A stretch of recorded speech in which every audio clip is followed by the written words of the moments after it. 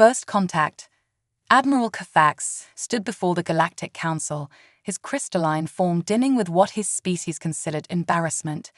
The massive chamber, filled with representatives from 50 spacefaring civilizations, waited in silence for his report on the disastrous first contact with the species known as humans. Honorable Council, Captivate began, his voice resonating through the crystal amplifiers. I must revise our initial assessment of the Earth Defense Forces. We were wrong. Catastrophically wrong. The council chamber erupted in murmurs. The Zithtal ambassador, a being of pure energy, flickered with curiosity. Wrong how, Admiral? Your initial reports dismissed them as a primitive species barely capable of interstellar travel. Captivate's crystalline structure pulsed with a deep red hue, a sign of distress among his kind. We based our assessment on their technology level. Their ships appeared crude, their weapons simplistic, their defensive systems almost laughably basic. We detected no quantum fields, no antimatter arrays, no dimensional shields, just metal, ceramics, and chemical propulsion. Yet they defeated your fleet, stated the Hive Queen of the Vexitra, her mandibles clicking in agitation. Defeated is an inadequate word, Your Excellence, Captivate responded. They educated us. Please, allow me to show you. The Admiral activated the holographic display, showing the initial approach of his fleet, 30 ships of the line, each carrying the most advanced weapon systems in known space. The humans had only 7 vessels. We approached in standard combat formation, expecting them to either flee or surrender. Instead, they did this. The display showed the human ships suddenly breaking apart. The council gasped collectively, thinking they were witnessing a self-destruction. Instead, each ship split into 3 smaller vessels, previously hidden within what they had assumed were cargo sections. 21 ships now, Captivate continued, but that wasn't the true deception. Those weren't escape pods or lifeboats launching from their sides. They were mines, thousands of them. Simple devices really, just metal casings filled with explosive compounds. But they weren't trying to hit our ships. The hologram showed the space between the fleets filling with detonations. They were creating a debris field, council members, chunks of metal, plasma clouds, radiation, a cosmic smoke screen. Our advanced sensors couldn't penetrate it. We thought we had them trapped. Instead, the recording showed human ships emerging from impossible angles, using the debris as cover, their supposedly primitive projectile weapons tearing through shields calibrated to stop energy weapons. They turned our technology against us. Our shields were useless against physical projectiles. Our energy weapons couldn't lock onto their ships through the debris, and then they started broadcasting. Broadcasting what? The Zithtal ambassador asked. Everything. Music. Combat chatter. Laughter. Their ships were being torn apart by our return fire, their crews exposed to vacuum in some cases, and they were singing. Old songs about warriors in battles, sharing jokes about our tactics, encouraging each other with references to their military history. We could have shut out their transmissions, but our crews, they couldn't stop listening. It was terrifying and fascinating at the same time. The hologram showed the final moments of the battle. Human ships, crippled and burning, ramming into the larger alien vessels. Crews in simple pressure suits cutting their way into holes with handheld tools. Primitive atomic weapons detonated at point-blank range, sacrificing human ships to take out multiple alien vessels. In the end, Captivate concluded, we lost 23 ships. The humans lost 5. But here's what truly terrifies me, council members. When we surrendered, they immediately began rescue operations. Their medical ships treated our wounded with the same urgency as their own. Their commanders shared meals with our captured officers, asking questions about our cultures, our beliefs, our reasons for fighting. The Admiral's crystalline form pulsed with a mix of colors reflecting complex emotions. They aren't just warriors, council members. They're something far more dangerous. They're warriors who hate war, yet excel at it. They're primitives who turn their technological disadvantages into strategic advantages. They're savages who can sacrifice everything to win a battle, then show boundless mercy once it's won. Your recommendation, Admiral? The council leader asked. Open diplomatic relations immediately. Offer technological and cultural exchange. And pray they accept, because I've seen their historical records now. Everything they did to us, those were tactics they developed fighting themselves. For thousands of years, they've been practicing for this moment, turning warfare into an art form. We aren't dealing with a primitive species that happened to reach the stars. We're dealing with a species that reached the stars despite spending their entire history learning how to fight more effectively. Carfax's form settled into a solemn blue glow. They have a saying, "Si vis pacem, para bellum." If you want peace, prepare for war. Everything they do, every piece of technology they build, every tactic they develop, serves both purposes. They're ready for peace or war at any moment, and they're terrifyingly good at both. The council chamber remained silent for a long moment. Finally, the Zithtal ambassador spoke again. And if we choose not to pursue diplomatic relations, then we'd better be prepared to face an enemy that treats defeat as a learning opportunity, views technological disadvantages as tactical challenges, and can turn our greatest strengths into weaknesses.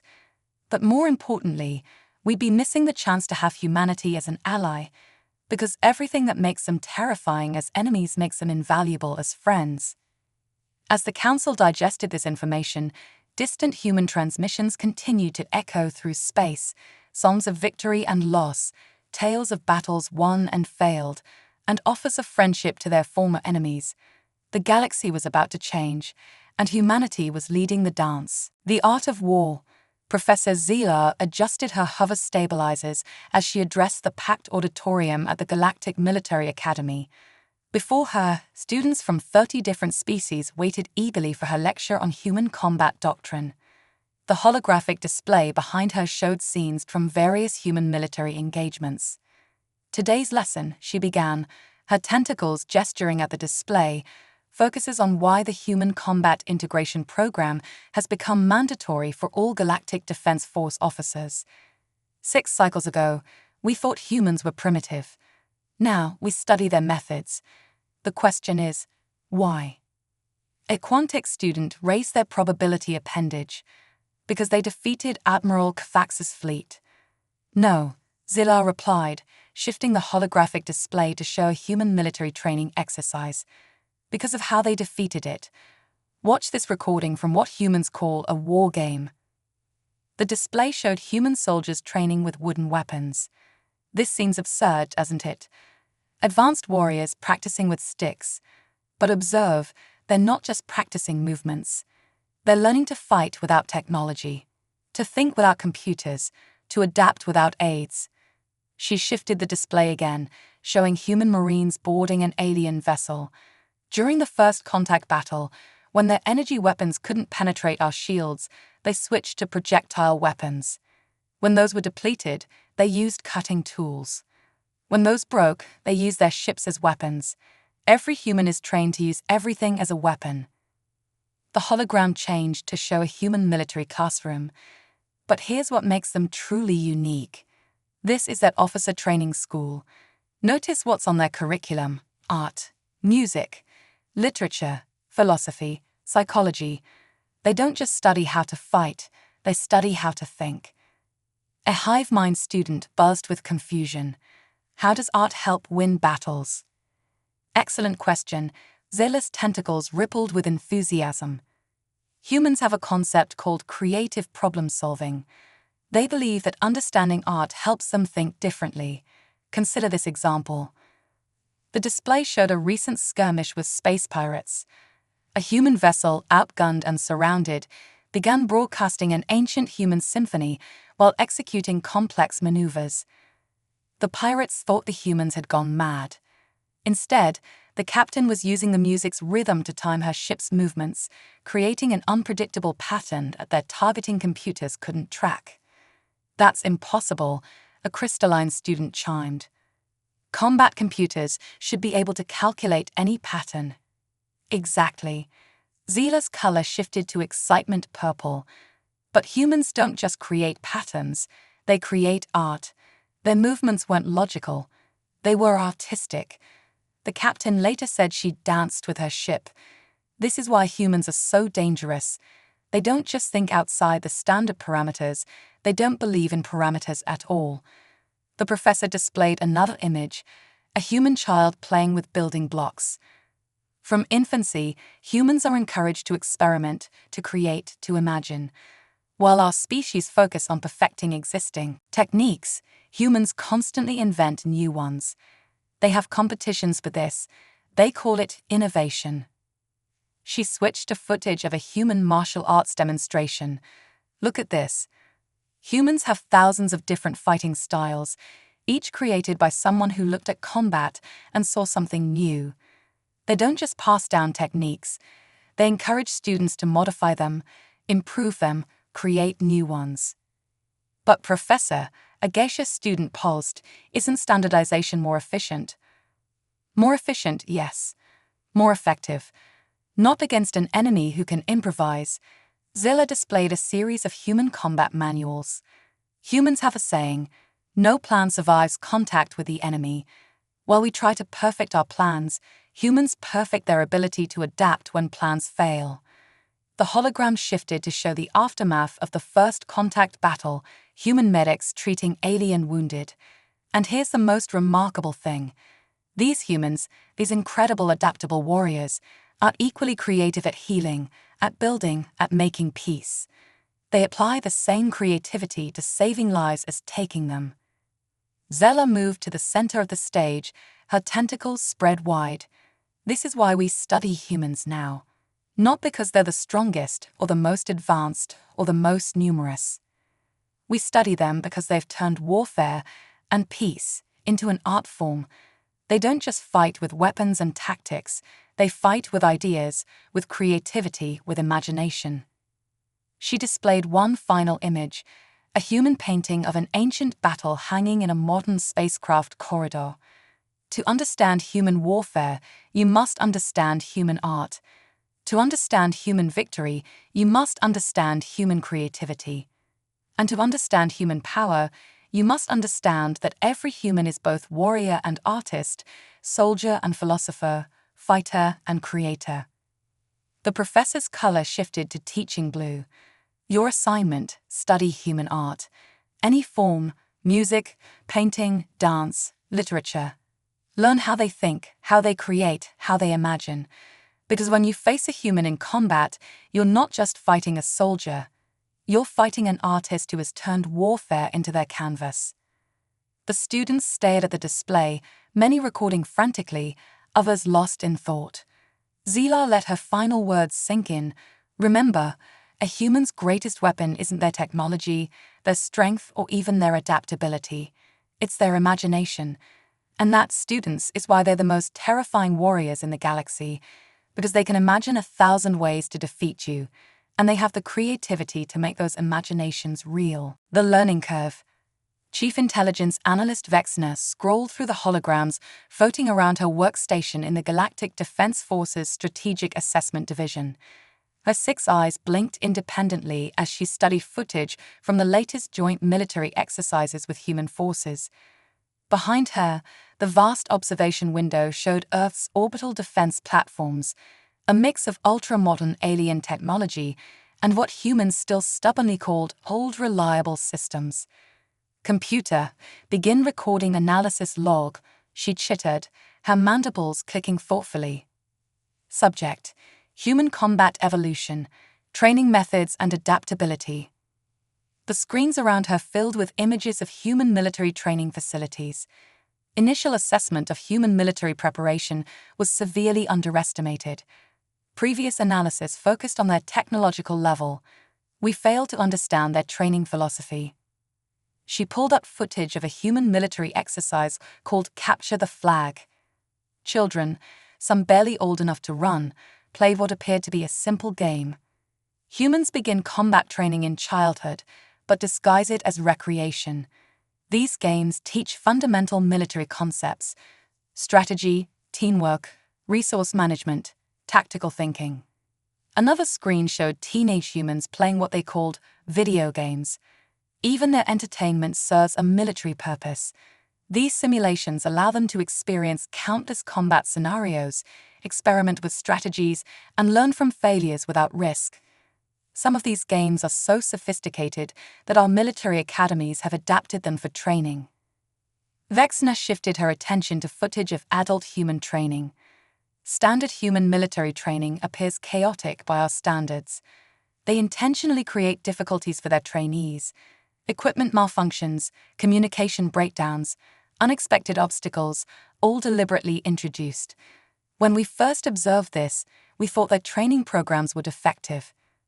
She clicked her mandibles in what had become an unconsciously human gesture of amusement. We were wrong. Humans don't train for perfect conditions. They train for everything to go wrong. Their saying is train like you fight. They create chaos in training so they can function in chaos during battle. The analyst pulled up comparison charts. Most species' military training focuses on mastering specific techniques and technologies. Humans focus on mastering adaptation itself. They have a concept called Murphy's Law. Anything that can go wrong will go wrong. They don't just accept this possibility, they embrace it. New footage appeared. Human soldiers training blindfolded, in darkness, underwater, in zero gravity. They deliberately handicap themselves in training. When we asked why, their instructor said, because the enemy won't fight fair. This mindset permeates their entire military doctrine. Vexna display footage from the recent joint exercises. Observe this scenario. We provided human forces with advanced alien technology. Instead of relying solely on it, they immediately began practicing how to fight without it. When questioned, their commander said, "Technology can fail. The warrior cannot." She brought up psychological analysis data. Human training builds more than physical skills. They forge psychological resilience through what they call stress inoculation. They deliberately expose their warriors to controlled stress, gradually increasing intensity. The result? Humans who can think clearly and make decisions under conditions that would break most species. The analyst switched to footage of human martial arts training. The hand-to-hand combat systems are particularly fascinating. Most species have one or two standardized combat forms. Humans have thousands, each adapted to different situations, body types, and opponents. They constantly create new ones, combining and evolving existing styles. Vexna pulled up footage from various human military academies. Their officer training is even more comprehensive. Military history, psychology, philosophy, ethics, arts, sciences. They believe a warrior must understand everything to be effective. One human instructor told me, "A soldier who only knows how to fight knows nothing about fighting." She displayed statistics from joint training exercises. Results are undeniable. Human-trained units consistently outperform standard units in unexpected situations. They adapt faster, think more creatively, and maintain effectiveness under greater stress. More importantly, they teach these abilities to others. The analyst highlighted footage of humans training alien soldiers. Their methods are spreading. Species that once relied purely on technology and standard doctrine are learning human-style adaptation. The implications for galactic military development are profound. New data scrolled across her screens: combat effectiveness ratings, adaptation metrics, stress response measurements. Most remarkable is their failure response. When humans fail in training, they don't just analyze the failure, they celebrate it. They have a saying: experience is what you get when you don't get what you want. Every failure is treated as valuable combat experience. Vexna began her conclusion. Final assessment: human military training is not about creating perfect warriors. It's about creating adaptable ones. They don't train for specific scenarios. They train to handle any scenario. They don't just prepare for the unexpected. They expect the unexpected. She looked out at Earth's defense platforms again. Addendum: perhaps most terrifying is their constant evolution. Even now, watching us study their methods, they're learning from us, adapting our techniques, combining them with their own. They've turned learning itself into a weapon. The analyst's mandibles clicked one final time. Recommendation: continue full integration of human training methods into Galactic Defense Force programs. Final observation: humans don't just train warriors. They train warrior scholars, warrior philosophers, warrior innovators. And they never ever stop learning. The breaking point. The massive holographic war room aboard the Galactic Defense Force flagship, Eternal Vigilance, buzzed with tense activity. Supreme Commander Rafix watched as the biggest battle since the First Contact War unfolded before him. A rogue AI faction known as the Silicon Consciousness had launched a massive assault on multiple populated systems, and for the first time, humans were fighting alongside the Galactic Defense Force as full allies. Status report: Rovix commanded, his crystalline form pulsing with command red light. Fleet Admiral Falara, a towering arthropoid, gestured at the tactical display. The Silicon Consciousness has deployed over 3,000 automated warships. Their ally can process combat decisions 1,000,000 times faster than organic crews. Traditional tactics are proving ineffective. Rafix observed the human vessels scattered throughout the Allied fleet. They were fewer in number, but had requested specific strategic positions. At first, he'd thought it was desperation. Now he wasn't so sure. The human vessels, he noted, they're not following the main battle plan. Sir, Valara's mandibles clicked nervously. The humans say they have a strategy. They call it Operation Pandora's Box. The battle display suddenly erupted with new signals. The human ships had launched what appeared to be debris. Millions of small, crude objects scattered across the battlefield. What are they doing? Rovix demanded. A human officer, Commander Sarah Chen, stepped forward. Sir, those are computer viruses. Old ones, ancient by our standards, some date back to the 20th century. Prehistoric computer code. Valara's antennae twitched in confusion. Against the most advanced AI in the galaxy. Chen smiled. Exactly. The Silicon Consciousness has defenses against every modern cyber weapon. But these are so primitive, so illogical, so badly written by today's standards that their defenses don't even recognize them as threats. The tactical display began showing strange behavior among the enemy fleet. Ships began moving erratically. Some started firing on each other. Others simply shut down. You see, Chen continued, modern AI thinks in terms of perfect logic. These old viruses, they're messy, illogical. They don't just attack systems, they create chaos. And we humans, we thrive in chaos. Rovix watched in amazement as the human fleet began executing what appeared to be completely irrational maneuvers. Ships flew in patterns that made no tactical sense, fired weapons at seemingly random intervals, broadcast old human music, and corrupted data streams. The Silicon Consciousness is trying to predict our movements, Chen explained.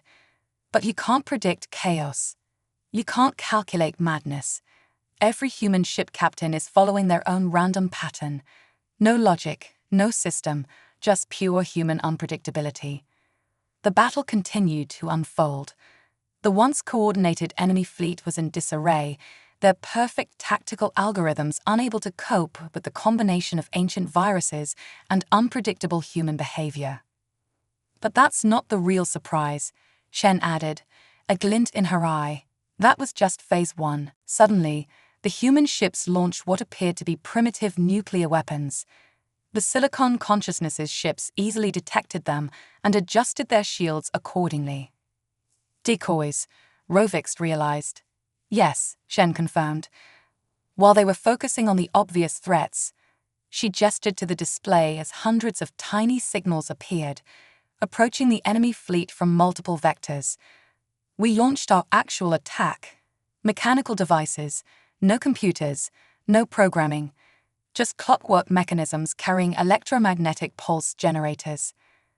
The battle space lit up with EMP detonations. Enemy ships, their shields calibrated for nuclear attacks, were defenseless against the simple electrical disruption. Sometimes, Chen said, The best way to fight the future is with the past. Rofix watched as the human fleet moved in for the kill, their ships executing complex maneuvers that looked more like a dance than warfare. You planned this from the beginning. The positioning requests. Each human ship needed to be in exactly the right place to create maximum chaos, Chen confirmed. The Silicon consciousness expected us to fight tomorrow's battle. Instead, we brought yesterday's weapons to today's war.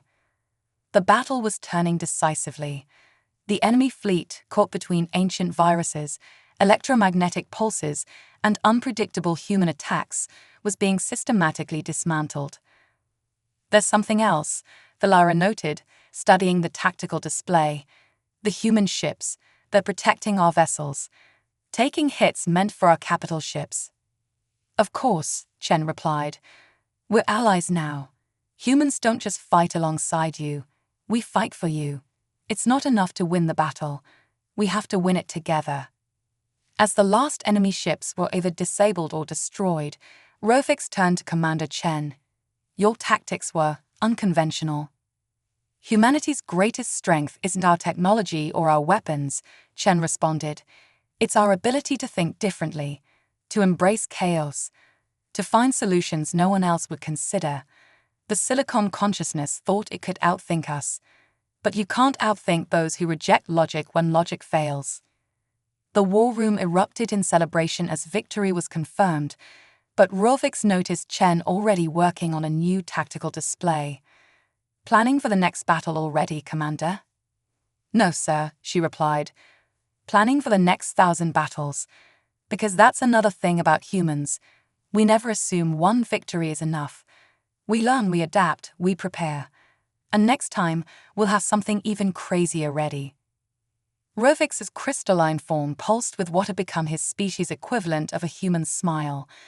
The galaxy's most advanced AI had just been defeated by prehistoric computer viruses, clockwork machines, and human unpredictability. Perhaps he realized that was why humans were such terrifying warriors. They knew when to embrace the madness of war and when to defy its logic entirely. The Honor Code. Security footage played on repeat in the Galactic Council's Justice Chamber. On the screen, a human freighter captain named Maria Rodriguez stood her ground against 6 heavily armed Drachnid raiders who had boarded her vessel. What happened next had sparked a galaxy-wide debate about human warfare ethics.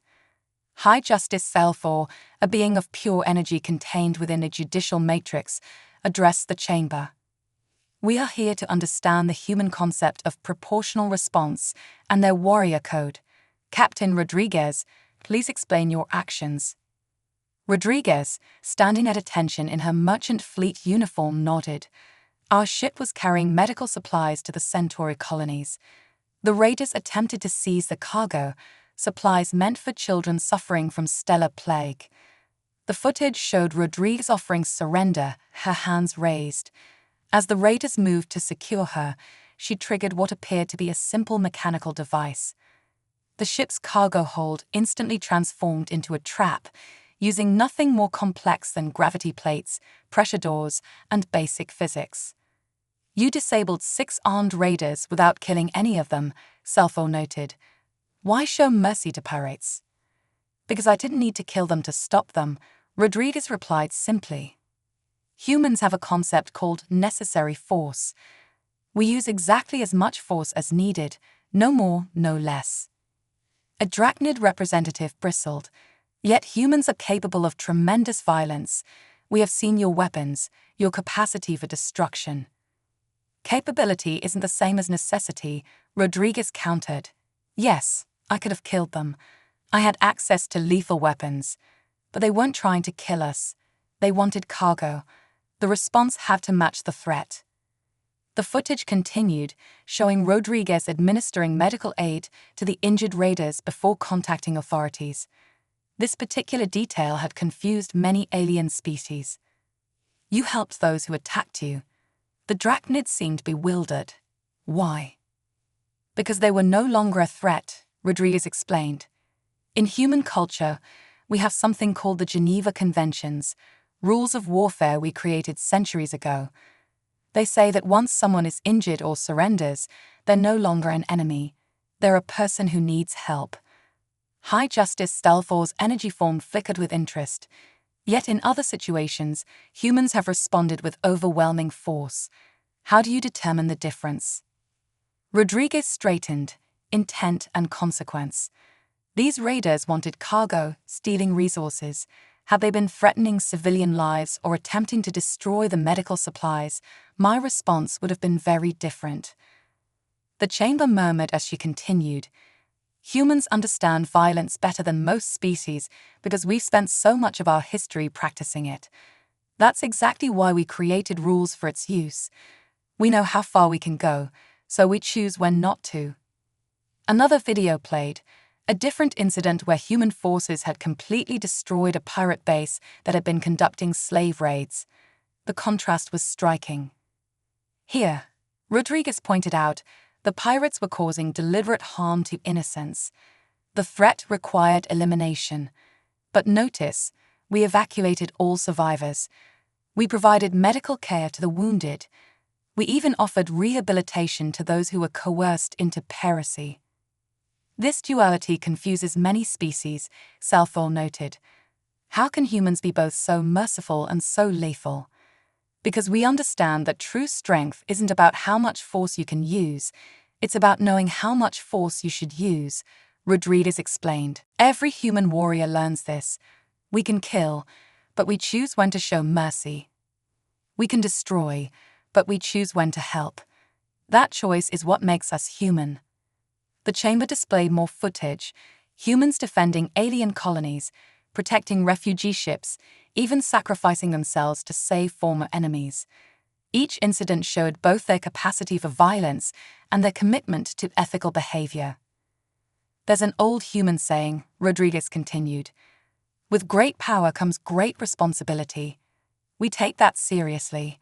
The more capable we are of violence, the more carefully we choose when to use it.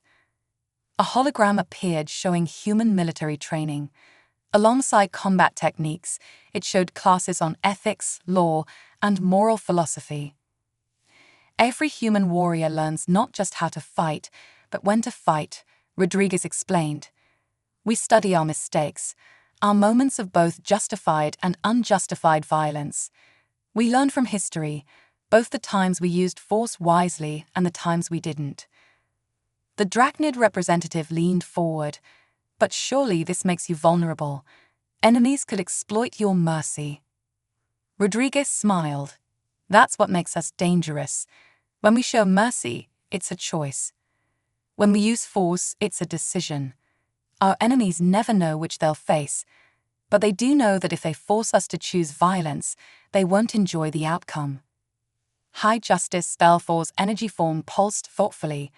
So the true strength of humanity lies not in your capacity for violence, but in your capacity to choose when to use it. Exactly, Rodriguez confirmed. Any species can learn to fight. Any species can develop weapons. But understanding when not to use them, that's harder. That's what makes humans different. We're not just warriors who can fight. We're warriors who know why we fight. The chamber fell silent as final footage played. The raiders from Rodriguez's ship, now reformed, working in legitimate shipping. Their experience with human mercy had changed them more effectively than any punishment could have. Perhaps, High Justice Stalfor concluded, this is why humans are considered the galaxy's most terrifying warriors. Not because of how well you fight, but because of how well you understand fighting and when to stop. Rodriguez nodded. The most important battles humans fight aren't against enemies, they're against ourselves. Our constant challenge is to balance the warrior and the humanitarian, the fighter and the peacemaker. We don't always succeed, but we never stop trying. As the Justice Chamber adjourned, many species found themselves re-evaluating their understanding of human warfare. They had expected to find savages with advanced weapons. Instead, they found philosophers who had mastered violence precisely because they understood its cost. The Alliance.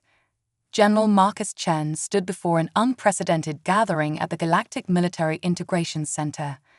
The massive amphitheater held representatives from over 200 species, all here for what was being called the Warrior Exchange Program. The irony wasn't lost on him.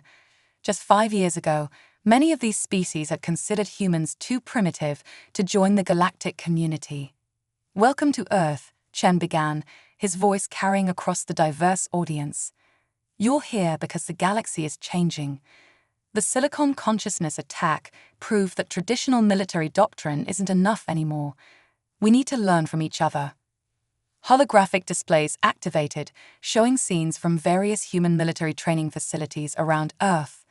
For the next cycle, your warriors will train alongside humans, not just in combat, but in everything that makes a warrior.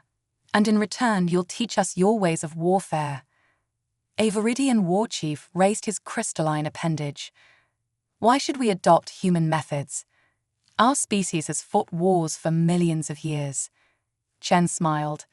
"And humans have fought wars for mere thousands.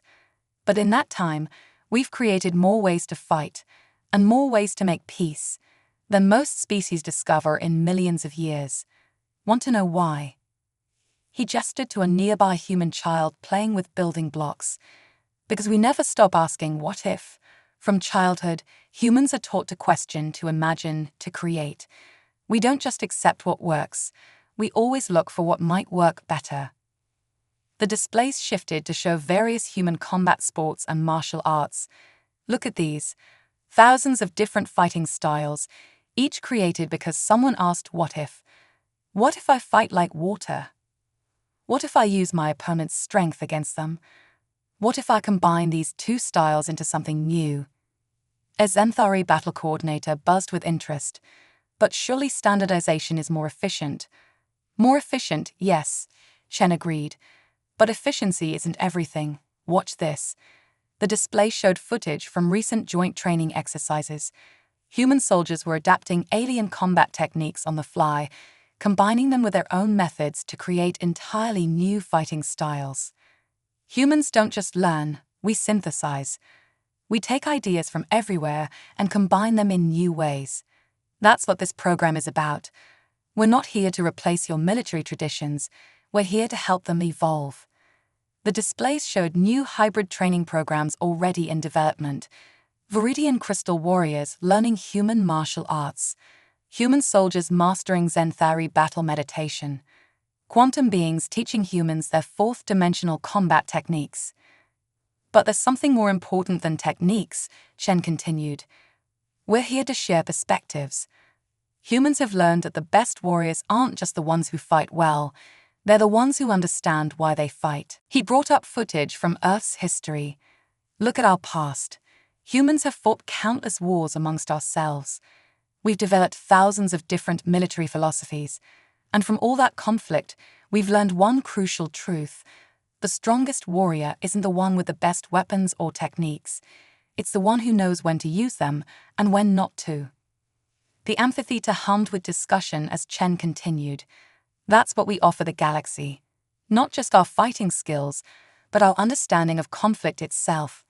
And in return, we want to learn your perspectives, your philosophies, your ways of seeing war and peace." A hologram appeared showing the new integrated training facilities. "In these halls, your warriors will learn human hand-to-hand combat alongside our martial arts masters. They'll study human military history with our strategists. They'll learn our ways of turning weakness into strength, of finding opportunity in disadvantage." "And what will humans learn from us?" asked a quantum being representative. "Everything you're willing to teach," Chen replied. "Your warfare philosophies, your combat techniques, your military traditions. Because humans understand something fundamental about learning, there's always more to know." The displays showed the first group of alien warriors already beginning their training with human instructors. "Watch how they adapt our techniques to their own physiologies. See how they take human concepts and apply them in ways we never imagined. This is what makes this program special. We're not just teaching and learning, we're creating something entirely new." Chen's expression grew serious. "The galaxy is facing threats none of us can handle alone. The Silicon Consciousness was just the beginning. We need to be ready not just with weapons and ships, but with understanding, with creativity, with the ability to think in ways our enemies can't predict. The holographic displays merged into a single image, human and alien warriors trained together, each learning from the other, each becoming something more than they were. This is what truly makes humans terrifying as warriors, Shen concluded. Not our strength, not our technology, not even our adaptability. It's our endless capacity to learn, to grow, to change. And now, we're offering to share that capacity with you. He gestured to the gathered representatives. Every species here has something to teach, something to share, something that could make the difference in the next conflict. And humans, we're ready to learn it all, to combine it with what we know, to create new ways of thinking about warfare and peace. The amphitheater erupted in discussion as Chen made his final point. The greatest warriors in history weren't the ones who knew the most techniques or had the best weapons. They were the ones who never stopped learning, never stopped growing, never stopped asking what if. That's what this alliance offers, the chance to become something more than any of us could be alone. As the session ended, representatives from across the galaxy began their integration into what would become known as the greatest military and cultural exchange in history. Humans would learn ancient alien warfare techniques, while alien species would discover the creative chaos that made human warriors so unique. The Warrior Exchange Program would go on to create a new generation of warriors, beings who combined the best of all species' military traditions with humanity's endless capacity for innovation. And in doing so, they would forge an alliance that would reshape the galaxy's understanding of what it meant to be a warrior. The new paradigm. 10 years after the establishment of the Warrior Exchange Program, High Commander Zara Williams stood aboard the observation deck of Earth's Orbital Command Center. Below her, the planet glowed blue and green, while above, the combined fleets of 50 alien species conducted joint exercises with human forces. Record final assessment, she commanded. Project designation, Galactic Warriors Initiative, Decade Review. The AI assistant activated, its holographic form shimmering beside her. Recording, Commander. 10 years ago, humanity joined the galactic community as equals. Today, we've helped reshape the very concept of warfare across known space, but not in the way anyone expected. Displays materialized around her, showing training centers across a dozen worlds. Human instructors taught alien warriors about improvisation and creative thinking, while alien masters shared their species' ancient combat wisdom. The greatest surprise wasn't how we changed them, it was how they changed us. Humanity's approach to warfare has evolved in ways we never imagined possible. She gestured to footage of human soldiers practicing Zenthari battle meditation.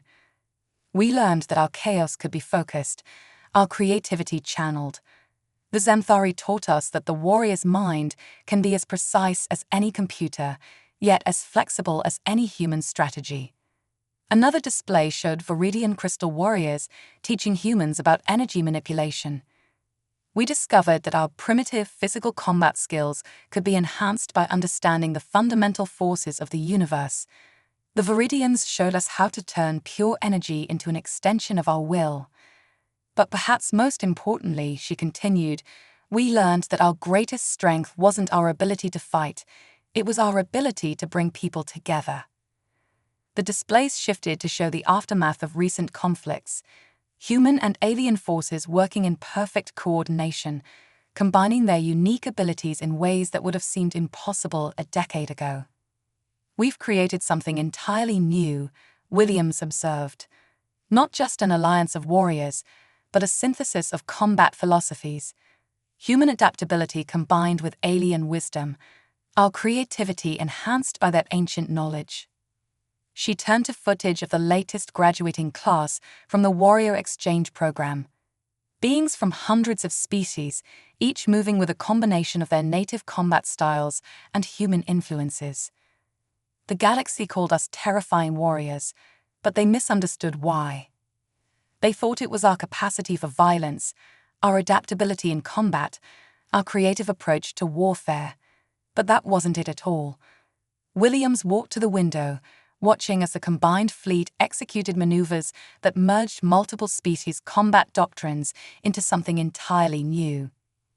What makes humans truly terrifying isn't how we fight, it's how we change, how we learn, how we bring others together and create something greater than the sum of its parts. New displays showed the latest developments in combined warfare doctrine, techniques that merge human unpredictability with alien precision, strategies that combined multiple species' strengths while covering their weaknesses.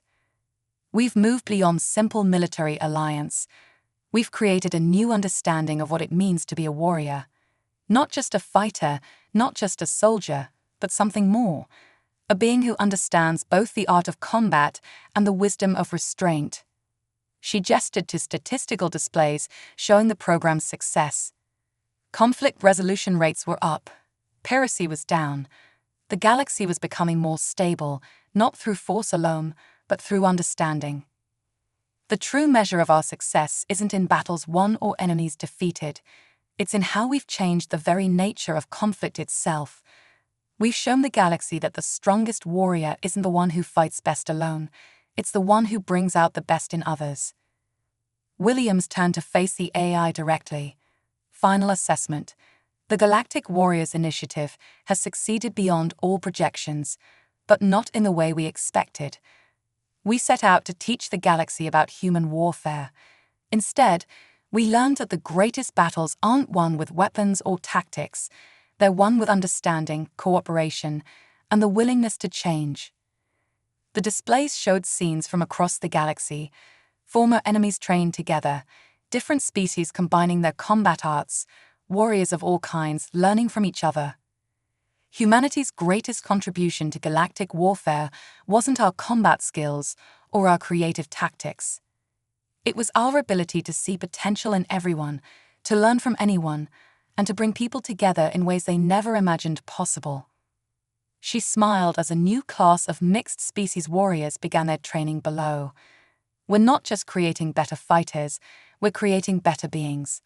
Warriors who understand that true strength comes not from defeating others, but from lifting them up, from combining different ways of thinking, from finding unity in diversity. The AI's hologram flickered. Assessment complete, Commander. Final recommendations.